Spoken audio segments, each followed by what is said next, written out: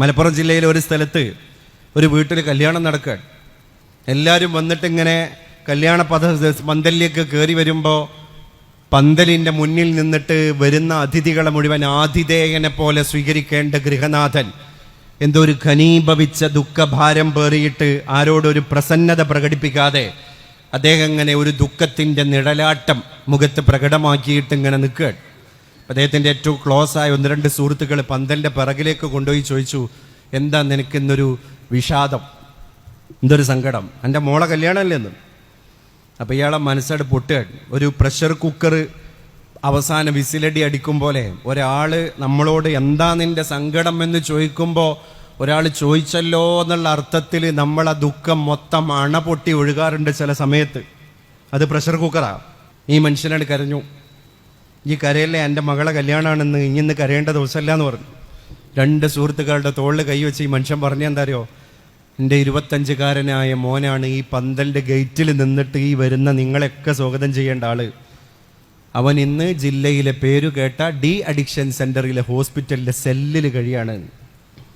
ഇന്നലെ വൈകുന്നേരം ഞാനും എൻ്റെ പെണ്ണുങ്ങളും കാർ എടുത്തിട്ട് അവനെ ചികിത്സിക്കുന്ന ഡോക്ടറെ കാണാൻ പോയിട്ട് ഡോക്ടറോട് കൈ കൂപ്പിയിട്ട് പറഞ്ഞു, സാറേ മാനം കെടുത്തരുത്, നാളെ രാവിലേക്ക് നടക്കണ പരിപാടിക്ക് ഇന്ന് ഞങ്ങളെ വണ്ടിയിൽ ഞങ്ങളെ മോനെ ഒന്ന് നിങ്ങൾ വിട്ടു തരണം. ഡോക്ടർ തിരിച്ച് കൈകൂപ്പിയിട്ട് പറഞ്ഞ എന്താ അറിയോ, നിങ്ങൾ മാനം കെടാതിരിക്കണമെങ്കിൽ ഇവനെ കൊണ്ടുപോകാതെ നിങ്ങൾ തിരിച്ചു പോകണം. ഇവനെ കൂട്ടിയാൽ നിങ്ങൾ മാനം കെടും. കാരണം ഇപ്പം ഞങ്ങൾ മെഡിസിനൊക്കെ കൊടുത്ത് ആൾക്ക് അങ്ങനെ ഒരു മാനസിക ശാന്തത കിട്ടാനുള്ളൊരു ആംബിയൻസ് ഒക്കെ ഇവിടെ ക്രിയേറ്റ് ചെയ്ത് ഞങ്ങളെ മെഡിസിനോട് അവൻ്റെ ശരീരം അങ്ങനെ പ്രതികരിച്ച് തുടങ്ങുന്ന സമയമാണ്. ഇപ്പം സെല്ലിൽ അവൻ്റെ കൂടെ ഉള്ളവർ അവൻ ആക്രമിക്കുന്ന ഒരു സമയമാണ്.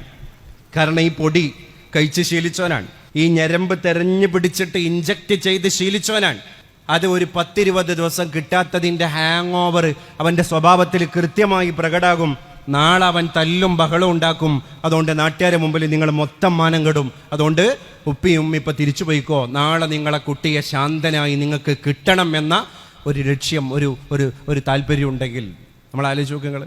ഇങ്ങനെ സ്വന്തമായി നിർമ്മിക്കാതെ ആരോ നിർമ്മിച്ച ഇരുമ്പ് അറകൾക്കുള്ളിൽ ജന്മനാ മാനസിക രോഗിയാവാതെ ഏതോ ഒരു സൗഹൃദം വഴിമാറി സഞ്ചരിച്ചതിൻ്റെ പേരിൽ ലഹരിയുടെ പിടിമുറുക്കത്തിൽ അകപ്പെട്ടു പോയതിൻ്റെ പേരിൽ മാന്യമായി ജീവിക്കാൻ കഴിയാത്ത കുറേ കുട്ടികൾ മലപ്പുറത്തും മഞ്ചേരിയും തിരൂരൊക്കെ സെല്ലിൽ കഴിയുന്നുണ്ട് എന്ന കാര്യം കൂടി ഞാൻ നിങ്ങളെ ഓർമ്മപ്പെടുത്താൻ താല്പര്യപ്പെടുകയാണ്. പൊതുപ്രവർത്തകരായ ക്ലബിൻ്റെ മെമ്പർമാർക്ക് കിട്ടുന്നത് സൊസൈറ്റിയുടെ എല്ലാ തുറകളിലും കണക്ഷനുള്ള ഒരു വലിയ ജനറേഷനെയാണ്. നിങ്ങളുടെ കയ്യിലുള്ള ദഅവത്തിൻ്റെ സ്കോപ്പ് ബൃഹത്തായതാണ് എന്നാണ് ഞാൻ ഓപ്പറേഷൻ തുഫാൻ എന്ന് പറയുന്ന ഈ നാർക്കോ ഹണ്ടിൻ്റെ ഭാഗമായിട്ട് നിങ്ങളെ പരിചയപ്പെടുത്തുന്നത്. അപ്പോൾ നമ്മുടെ ചുറ്റുവട്ടങ്ങളിൽ ആരെങ്കിലുമൊക്കെ ഏതെങ്കിലും കുടുംബത്തിലോ അല്ലെങ്കിൽ നമ്മളെ പരിസരത്തോ അറിവിലോ അറിയാത്ത കൂട്ടത്തിലോ ഏതെങ്കിലും ഒരു ഗ്യാങ്ങിൽ ചില ആൾക്കാർ പെട്ടുപോയിട്ടുണ്ടെങ്കിൽ, കഞ്ചാവ് വിതരണം ചെയ്യുന്ന ആൾക്കാർ, MDMA വിതരണം ചെയ്യുന്ന ആളുകൾ, ഹെറോയിനോ കൊക്കൈനോ ഹാഷിഷോ കറുപ്പോ ചെരസോ അല്ലെങ്കിൽ ഈ പൊടിയോ സിന്തറ്റിക് മെഡിസിനുകളോ എന്തെങ്കിലുമൊക്കെ വിതരണം ചെയ്യുന്ന ആളുകളെ പറ്റി എന്തെങ്കിലും കച്ചിത്തുരുമ്പ് നിങ്ങൾക്ക് കിട്ടിക്കഴിഞ്ഞാൽ ഈ പ്രിയപ്പെട്ട പ്രവർത്തകന്മാരോട് എനിക്ക് പറയാനുള്ളത്, നിങ്ങളുടെ സെൽഫ് ഐഡൻറ്റിറ്റിയെ കൃത്യമായിട്ട് ഹൈഡ് ചെയ്തിട്ട് തന്നെ നിങ്ങൾക്ക് പോൾ ആപ്പിൽ ഇതിൻ്റെ മെസ്സേജുകൾ കൊടുക്കാൻ ഓപ്ഷൻ ഉണ്ട്. പോൾ ആപ്പ് എന്ന് പറഞ്ഞാൽ സംസ്ഥാന പോലീസിൻ്റെ ആഭ്യന്തര കാര്യാലയത്തിലെ സംസ്ഥാന പോലീസിൻ്റെ രഹസ്യ ആപ്പാണ് പോൾ ആപ്പ്. ഈ പോൾ ആപ്പിൽ നിങ്ങളുടെ ഐഡൻറ്റിറ്റി ഹൈഡ് ചെയ്തിട്ട് നിങ്ങൾ ആരാണ് എന്നുള്ളത് ഒരിക്കലും വെളിപ്പെടുത്താതെ നിങ്ങൾക്ക് ലഹരിയുമായി ബന്ധപ്പെട്ട ഓപ്പറേഷൻ തൂഫാൻ്റെ സന്ദേശങ്ങൾ കൊടുക്കാൻ പറ്റും. ഇതെന്തിനാ കൊടുക്കണറിയോ? ഒരാളെ പെടുത്താനല്ല, ഒരു നാടിനെ രക്ഷപ്പെടുത്താനാണ്. അതാണ് നമ്മൾ ചിന്തിക്കേണ്ടത്. കാരണം എന്താ അറിയോ, ഇവർ കുടുങ്ങിയിട്ടില്ലെങ്കിൽ നാളെ നമ്മളെ മക്കൾ ഇവരുടെ വലയിൽ കുടുങ്ങും എന്ന കാര്യത്തിൽ ഒരു സംശയമില്ല. അവിടെ നമ്മൾ രാഷ്ട്രീയമൊന്നും നോക്കരുത്. എന്നെ കേൾക്കുന്ന ഓഡിയൻസിൻ്റെ കൂട്ടത്തിൽ തന്നെ നമ്മളൊക്കെ വിശ്വാസ ആദർശ പ്രകാരം ഒറ്റ മതത്തിൻ്റെ ആൾക്കാരാ, ഒറ്റ വിശ്വാസത്തിൻ്റെ ആൾക്കാരാ, ഒറ്റ പ്രവാചക തിരുമേനിയുടെ അനുയായികളാണ്. രാഷ്ട്രീയ വീക്ഷണങ്ങൾ പലർക്കും പല രീതിയിലുള്ള വീക്ഷണങ്ങളാകാം, അല്ലേ? ആവാം. മതേതരത്വത്തിൻ്റെ മതിൽ പൊളിക്കാത്ത എല്ലാ രാഷ്ട്രീയ വീക്ഷണങ്ങളും ഉണ്ടാവാം. ഞാൻ അതിലേക്കല്ല കടക്കണത്. പക്ഷേ ഓപ്പറേഷൻ തൂഫാൻ എന്നുള്ളത് രാഷ്ട്രീയമാക്കരുത്, ആരും രാഷ്ട്രീയമാക്കരുത്. നമ്മുടെ കുട്ടികളെ തേടിയിട്ട് സ്കൂളിലേക്ക് ആളുകൾ പോകും, പ്രവർത്തകർ പോകും, പോവട്ടെ. നമുക്ക് ഏറ്റവും വലിയ ആശങ്ക ഇപ്പം എന്താ? നമ്മളെ കുട്ടി പുറത്തേക്ക് ഇറങ്ങേണ്ടതാണ്, സ്കൂളിൽ പോകുന്നതാ. പണ്ടത്തെ കാലത്ത് സ്കൂളിൽ പോകണില്ല എന്നുള്ള പരാതിയായിരുന്നു, അല്ലേ? അപ്പൊ ഈ കുട്ടികളുടെ ഫ്രണ്ട്ഷിപ്പ് എന്തൊക്കെ ആവുക എന്നുള്ളതൊന്നും പറയാൻ പറ്റൂല. പെരുമ്പാവൂരില് അതിമനോഹരമായ ഒരു സ്ഥാപനം പ്രവർത്തിക്കുന്നുണ്ട്. നിങ്ങളൊക്കെ പോയി കാണേണ്ട സ്ഥാപനമാണ്.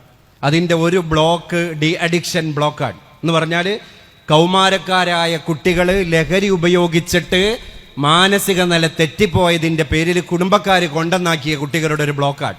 അടങ്ങനെ പോയപ്പോൾ നമ്മുടെ ജില്ലയിലെ, ഞാൻ പ്രദേശം പറയണില്ല, ഒരു കുട്ടി അറിയെന്ന് പറഞ്ഞാൽ വ്യക്തിപരമായിട്ട് ബന്ധമുണ്ടായിട്ടല്ല, സോഷ്യൽ മീഡിയയിലൂടെ എന്തോ കണ്ടതാ, കൈ പിടിച്ചവൻ കരഞ്ഞു. 22 or 23 വയസ്സുണ്ടാകും. ഞാനിങ്ങനെ ചിന്തിച്ചു നോക്കുകയാണ്, ഈ കുട്ടിൻ്റെ ഉമ്മാൻ്റെ ഉപ്പാൻ്റെ ഒക്കെ ഒരു സങ്കടം ഇപ്പം എന്തായിരിക്കും പടച്ചോനെ, അല്ലേ? എത്ര പ്രതീക്ഷ ഉണ്ട് നമ്മളെ മക്കളിൽ നമുക്ക്. ആ പ്രതീക്ഷ ഒരു നിമിഷം അസ്ഥാനത്താവാൻ. അതാണ് ഓപ്പറേഷൻ തൂഫാൻ. തൂഫാൻ എന്ന് പറഞ്ഞാൽ ഒരു പ്രളയമാണ്. ആ പ്രളയം വന്നാൽ കൊണ്ടുപോകേണ്ടതിനെ നക്കി തുടച്ചിട്ടേ പോകൂ. അത് അങ്ങനെ തന്നെ ആക്കി കൊടുക്കണം. നമ്മുടെ നല്ല ഭാവിക്ക് വേണ്ടിയല്ലേ, നമ്മളെ കുടുംബത്തിന് വേണ്ടിയല്ലേ? അല്ലെങ്കിൽ ഈ കുട്ടികളൊക്കെ അവരായിട്ട് നിർമ്മിക്കാത്ത സെല്ലിൽ കൂട്ടിൽ കഴിയേണ്ടി വരും. കഞ്ചാവ് വിൽപ്പനക്കാരൻ്റെ എന്തെങ്കിലും ഒരു കച്ചിത്തുരുമ്പ് കിട്ടിയാൽ ഒരു ദയാദാക്ഷിണ്യം അവിടെ കാണിക്കാനേ നിങ്ങൾ പാടില്ല. അവൻ കൂട്ടിൽ പോയി കിടക്കട്ടെ. കാരണം ഇവൻ നാളെ നമ്മളെ കുട്ടികളെ നശിപ്പിക്കാൻ വേണ്ടി ഇറങ്ങിയവനാണ്, അല്ലേ? കാരണം ഇപ്പം ഇതിലൂടെ 10 ഉറുപ്പ്യ ഉണ്ടാക്കി ശീലിച്ചു. അത് ശരിയല്ലല്ലോ, അത് അവിഹിതമായ വരുമാനമല്ലേ? അവൻ പ്ലേറ്റ് മാറ്റി പിടിക്കണമെങ്കിൽ അവർക്ക് പ്ലാറ്റ്ഫോം ഡ്രൈ ആവണം. ഇപ്പം പെരുമ്പാവൂരിൻ്റെ അവസ്ഥ എന്താ ഞാൻ ചോദിക്കട്ടെ? ഇതര സംസ്ഥാന തൊഴിലാളികൾ ഇങ്ങോട്ട് വന്ന് അവർ മാന്യമായിട്ട് അവരുടെ ദൈനംദിന പണിയെടുത്ത് പോകുകയാണെങ്കിൽ കുഴപ്പമില്ലായിരുന്നു. പക്ഷെ അവിടെ നല്ല വിപണി സജീവമാണ്, അവിടെ 10 ഉറുപ്പ്യ ഇറക്കുന്ന ആൾക്കാരാണ് ഉള്ളത് എന്ന് ബോധ്യപ്പെട്ടപ്പോൾ ആസാമിൽ നിന്ന് സാധനങ്ങളുടെ ബണ്ടിലുമായിട്ട് ഷാഹിദ വന്നു. ഷാഹിദന്റെ കൂടെ ഫിറോസ് ഖാൻ വന്നു. ഫിറോസ് ഖാന്റെ കൂടെ അനസ് ബായി വന്നു. എല്ലാവരും വന്നപ്പോൾ അവിടെ മറ്റൊരു വിപണി ബായിയുടെ കരവിരുതുകളെ കൊണ്ട് സജീവമായി. അതിലാരാ പെട്ടുപോയത്? നമ്മളെ സ്വന്തം മക്കള്. ഇപ്പം പെരുമ്പാവൂരിൻ്റെ ഓരോ കവലയെന്നും പോലീസ് കോളറെ പിടിച്ച് പൊക്കിക്കൊണ്ടുപോണ 9ാം ക്ലാസ്സിലുള്ള കുട്ടിൻ്റെ ഫോട്ടോ, അല്ലേ, 10ാം ക്ലാസ്സിലുള്ള കുട്ടിൻ്റെ വീഡിയോ ഒന്ന് കാണൂ. നമ്മളിങ്ങനെ മൂലയിലിരുന്ന് A+ മോഹിച്ചാൽ പോരാ, നമ്മളെ കുട്ടികൾ അത് മോഹിപ്പിക്കാനുള്ള പ്ലാറ്റ്ഫോമുകളുടെ വാതിൽ കൂടി തുറന്നു കൊടുക്കണം. അതിന് തൂഫാൻ നടക്കണം. അതാ ഞാൻ പറഞ്ഞുകൊണ്ടിരുന്നത്. എത്ര അപകടകരമായ സ്ഥിതിയിലാണ് ഇന്ന് നമ്മുടെ നാട് എത്തിയിരിക്കുന്നത്. ഒന്ന് ചിന്തിക്കുക എൻ്റെ പ്രിയപ്പെട്ടവരെ. നമ്മളിപ്പോൾ സത്യം പറഞ്ഞാൽ ഒരു ഭയങ്കര സ്വാർത്ഥതയുടെ ആളുകളായി മാറിയിരിക്കാൻ. നമുക്ക് പ്രശ്നമൊന്നുമില്ലല്ലോ. വ്യക്തിപരമായിട്ട് എനിക്ക് ഉണ്ണാനും ഉറങ്ങാനും കഴിയണ്ടല്ലോ, അവിടെ കുഴപ്പമൊന്നുമില്ലല്ലോ, നമ്മൾ സേഫാണ്. ഈ വിശ്വാസം എന്ന് നമ്മൾ മാറ്റിവെക്കുന്നോ അന്നേ തലമുറകളോട്, സമൂഹത്തോട് നമുക്ക് പ്രതിബദ്ധത ഉണ്ടാവുള്ളൂ. അപ്പം എല്ലാവരും ചെയ്യണം. അവനവൻ്റെ അറിവിലുള്ളത് ഷെയർ ചെയ്ത് കൊടുത്തിട്ടെങ്കിലും അടുത്ത ജനറേഷനെ രക്ഷപ്പെടുത്തണം. പുത്തനത്താണിയുടെ സ്വന്തം കനകമകൾ ജ്വല്ലറി ഇനി മുതൽ കനക ഗോൾഡൻ ഡയമണ്ട്സ്. കനക ഗോൾഡൻ ഡയമണ്ട്സ്, പുത്തനത്താണി. മാറുന്ന ലോകം, മാറ്റത്തിനൊപ്പം.